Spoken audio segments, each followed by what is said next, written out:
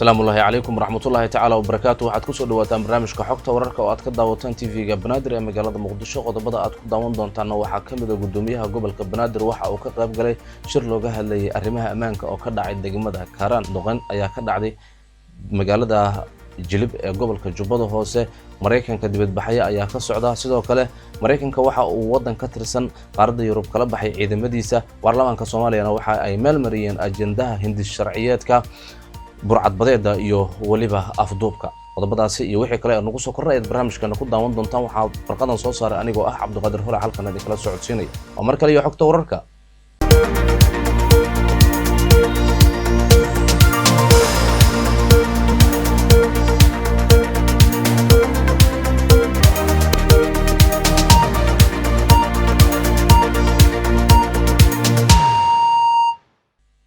وهاك داوديال اسكو سو نقد wanaagsan waxaad daawanaysaan barnaamijka xogta wararka waxaad ka daawanaysaan TV-ga Banaadir ee magaalada Muqdisho.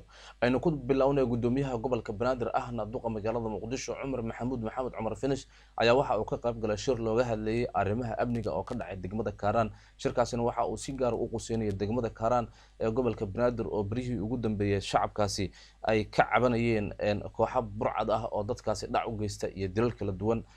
marka bal tuugo abtiri adiga ama burcuda abtiri magala abtirsiima magalayo marka magacii aabihii iyo hooyadii ay ula baxeen ee uu ku dhacay abtirsiimaha meelow iska dhigay mid aad u xun oo bulshada dhibaha u qaatay. haddii uu qaatay marka haddaad moodayso adiga kii magaca loo bixiyey ee kugu abtirsanaya inuu yahay waa ka tegey meel kale aad runtu waa sidaas. marka waa kaa tegay ha u danqanin qofkan haddii dhaqankiisu xun yahay dhibaatadu adiga kuu keenayo ama uu bulshada kale u keenayo ayaa ka badan midda aad isleedahay armadkaasha kana heli maysidba. marka qofka noocaasoo kale ah ee mataqaanaa maalin walba ku jira khalad ee aadan la wadaagaynin yani hay-adaha amniga ama maxkamadda ama maamulku laftiisu maalin walba inta loo sheego uusan meel gaarsiinayn waxa noocaas waa dhibaatada qaybaad ka tihi. sidaa darteed dhibaatooyinka dhacaya shakhsiyaad aad u yar ayaa samaynaye bulshada kale ma samaynaysa raallina ka mahe soo gaarsiiya. waddanku wuxuu leeyahay dowlad iyo hay-ado amni iyo garsoor. qaybihii dhexe ee barnaamijkeena ayaynu ku jirnaa xogta wararka. qodobo fara badan ayaa noo soo socda oo ay ka mid yihiin Mareykanka oo ay dibadbaxyo ka socdaan. balse iminka aynu eegno baarlamaanka Soomaaliya ayaa waxa ay meel mariyeen hindis sharciyeedka afduubka iyo burcad badeedka. waxaana baarlamaanka shalay xildhibaanadu ay ansixiyeen sharcigaasi. aynu ku daawano waxyaabihii ka soo baxay baarlamaanka Soomaaliya. arrimihiina lagu haystay ee doorashada lacag intee laga keenaya waxaan qabaa miisaaniyaddan haddaan fiirino qarashaas tiro badan oo inta ku qoran in ayagaba laga jari karo oo 50 milyan oo guddiga doorashada madaxa bannaan uu raadinay inaan waqti inta u helno miisaaniyaddan fiirino 70 milyan inta laga heli karaa. xafiisyo la qalabeynayo iyo agab tiro badan oo aan loo baahnayn qarashkooda ku qoran yahay. xuquuqihii maqnaa oo baarlamaanka iyo shaqaalaha iyo maaragtay ciidamada iyo cid walba oo xukuumaddan ka horreeyey soo jiray ballanqaadna waad samayday. bisha la soo dhaafay qayb inaad bixinayso, midda hadda nagu soo aadan oo maalin iyo laba naga xigto inaad qayb bixinayso, tii hore lama hayo. halkaana waxaa ku yaala mashaariicda ma aragno korka mashaariicda. annaga mashaariic dalka ka socota oo indhahanu arkaan ma jirto. haddii dakhli intaan leegaan haysano maxaa diiday in shaqaalo 3 sano iyo bar intay xukuumadda jirtay hal qof oo shaqaalo oo la qoray ma laha. annagana waxaan wakiil ka nahay waa shacabka.